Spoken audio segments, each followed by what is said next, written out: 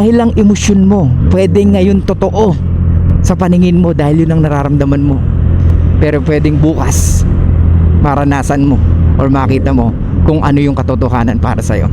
Pero pag ang babae gumana na ang kanyang survival mode, dahil hindi mo pinapagana yung leadership mo, ang pinapagana mo ay yung neediness mo. Dahil hindi nakikita ng babae kung ano yung worth ng lalaki sa kanya, at hindi nakikita ng lalaki kung ano ang worth niya bilang lalaki. Both of them ay nasa survival mode. Hey, what's up mga ropa? Ito po ang yung lingkod, Suplado Moto. Of course, hindo na naman tayo dito. Kabit natin ang ating 360 para maganda ang ating kuha. Tapos meron akong babasahin sa inyo na isang mabilisan lamang. So ito yung tinag sa atin na isa sa mga ropa natin. So sabi dito, gaano siya kahaliw mo magmahal. Binasted ko siya ng 3 beses at after 10 years sumubok siya ulit. Single mom na ako nung nakuha, at nung pumasok siya sa buhay namin, kinalimutan niya ang pagiging binata niya. Sheesh! Siya ang tumayong ama ng anak ko. 2 months pa lang kami, binahay niya na ako. Hindi siya mayaman, pero may aircon sa kwarto namin at pilit niyang pinaparamdam sa akin ang buhay na simple pero masaya. Tinupad din niya ang pangako niyang kukunin namin ang anak ko para makasama namin. Ginawa niya lahat para sa aming mag-ina. Siya ang naging ama sa anak ko at siya din ang naging sandalan ko. Marami siyang sakripisyo na hindi nakikita ng iba. Okay? Mga ropa, sa tingin nyo, may mali ba sa ginawa ng lalaki?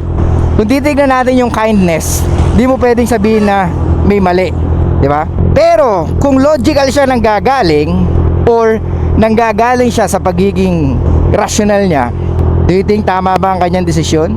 So dito nagkakaiba mga ropa. Iba ang nakikita mo pag emosyon ang pinapagana mo, di ba?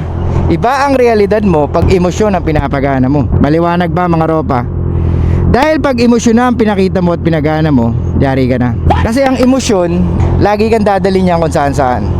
So hindi mo alam kung tama pa ang iyong ginagawa, o hindi mo alam kung dapat pa ba ang iyong ginagawa. So ulitin ko mga ropa, pag emosyon na ang iyong pinakita or pag emosyon na ang iyong pinairal, pwedeng hindi mo na alam kung tama ang iyong ginagawa, or hindi mo na alam kung nabubuhay ka pa sa realidad mo, ropa. Dahil ang emosyon ang tanging nagiging tama sa iyong paningin. Well, like I said, walang masama sa kanyang ginawa. Tama ang kanyang ginawa. Kung base sa kabaitan, talagang wala kang masasabi, dahil masasabi mo talaga na napakabuti niyang lalaki. Pero yun nga lang, alam natin na pag ganito nagdesisyon ng lalaki, isa lang ang ibig sabihin. Pwedeng wala talaga siyang pull, pwedeng wala talaga siyang nakakit, kaya ganito ang kanyang ginawa. After 10 years, niligawan niya pa rin yung babae na 3 beses na siya binasted. Pero mas believe pa rin ako kay Sambo YG. Si Sambo YG, 8 mga ropa, 8. Diba? Hindi biro yung 8, ito 3. Wala, newbie to. But anyway, like I said, pag mga ganitong desisyon na kanino ba ang problema? Nasa paniniwala mo or nasa dating ng emosyon mo? Ulitin ko, sa tingin nyo ropa, may problema ba sa ginawa niya? Or inuna niya ang kanyang nararamdaman, kaya nagdesisyon siya na muling ligawan ang babae na 3 beses nang bumastad sa kanya? Dito natin makikita, both of them ay nasa survival mode. Yung babae, kailangan niya na magsettle dahil may anak na siya, and at the same time, umiidad na siya, diba? Ngayon niya na-appreciate yung mga ganitong lalaki na willing magbigay ng relasyon, willing siyang itaguyod. Pero nung kanyang kabataan, hindi niya yun nakikita, dahil alam niya na deserve niya ng the best na lalaki, at yun ang pinaka dapat ini-entertain niya. Pero sa kabila nun, kung ang babae walang kayang i-provide, or ang alam niya lang is mag-extract ng value sa lalaki, of course, karamihan lalaki pwedeng hindi tumagal sa kanya. Maliwanag? Kaya ladies, nakakatuwa isipin na ang karamihang lalaki laging iniisip na mag-provide at mag-protect. Pero pagdating sa babae, parang ang tanging kailangan lang nilang gawin ay be themselves. It sounds like unfair, pero marami pa ring lalaki na pumapayag sa ganung setup. Wala kang gagawin, ako nang bahala sa lahat. Pero ano nangyayari? Mas lalong gumugulo ang relationship. Dahil hindi nakikita ng babae kung ano yung worth ng lalaki sa kanya, at hindi nakikita ng lalaki kung ano ang worth niya bilang lalaki. Pag ikaw piniplease mo ang isang babae, pag ikaw sinasamba mo ang isang babae, pag ikaw pinipraise mo ang isang babae, pag ikaw binibigay mo lahat ng kailangan ng isang babae, tandaan mo, you will never make her happy. The only thing and the only one is guaranteed, she will lose fucking respect sa'yo. At wala nang iba pa. Dahil hindi mo pinapagana yung leadership mo. Ang pinapagana mo ay yung neediness mo. Ayaw mong mawala siya, kaya tinotolerate mo yung mga kabulshitan niya or yung mga pangit niyang behavior. Well, I'm not saying most of the time, pero lagi niyong tatandaan, pagdating sa relationship, lagi kayong dalawa. Hindi pwedeng iisa lang, mga ropa. Hindi pwedeng puro ikaw lang at hindi pwedeng puro siya lang. Lagi kayong dalawa na kailangan nyo magtulungan para mas maging fruitful pa ang relationship nyong dalawa. Gets? Balik tayo.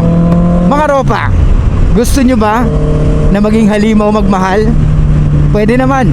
Pero ulitin ko, ang lalaki dapat hindi nanggagaling sa emotions niya. Hindi practical sa ating mga lalaki, lalo na't kung hindi ka mayaman, na ikaw ang magtaguyod ng bata ng anak ng iba. Pero kung yun ang gusto mo, wala naman tayong magagawa doon. Shout out sa mga lalaki na tinuluyan ng single mom at masaya sila ngayon. Hindi naman lahat ng single mom problema eh.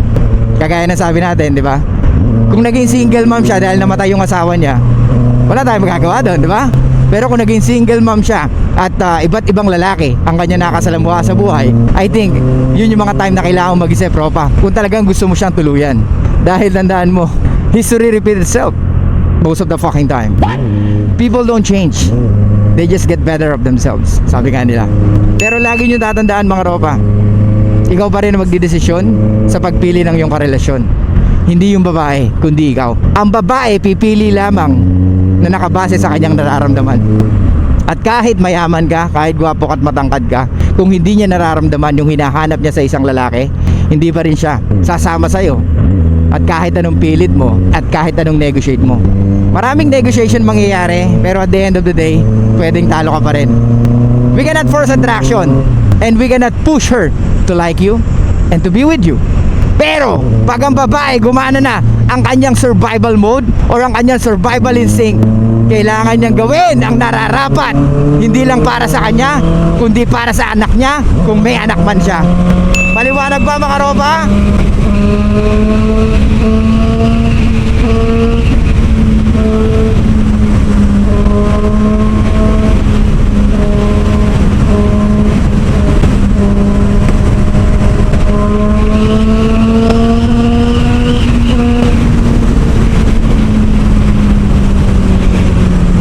Kaya uulitin ko na naman, huwag kang magsettle, ropa, kung alam mo na emosyon lang ang pinapagana mo.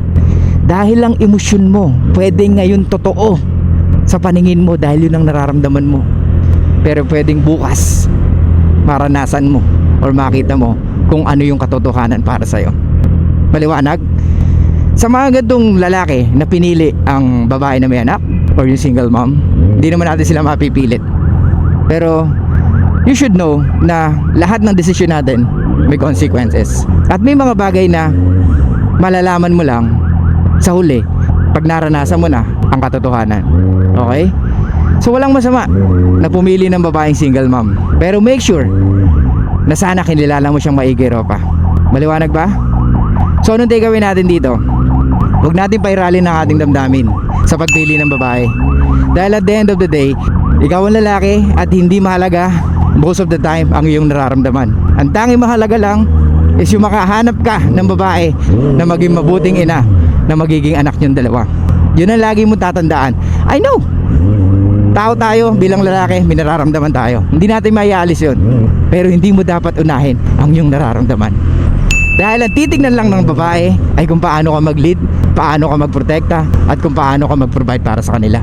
Lalo na sa anak niyong dalawa. Maliwanag ba, mga ropa? So guys, thank you so much. I'll see you guys next time. Show love, peace out, and be fucking mysterious, mga ropa.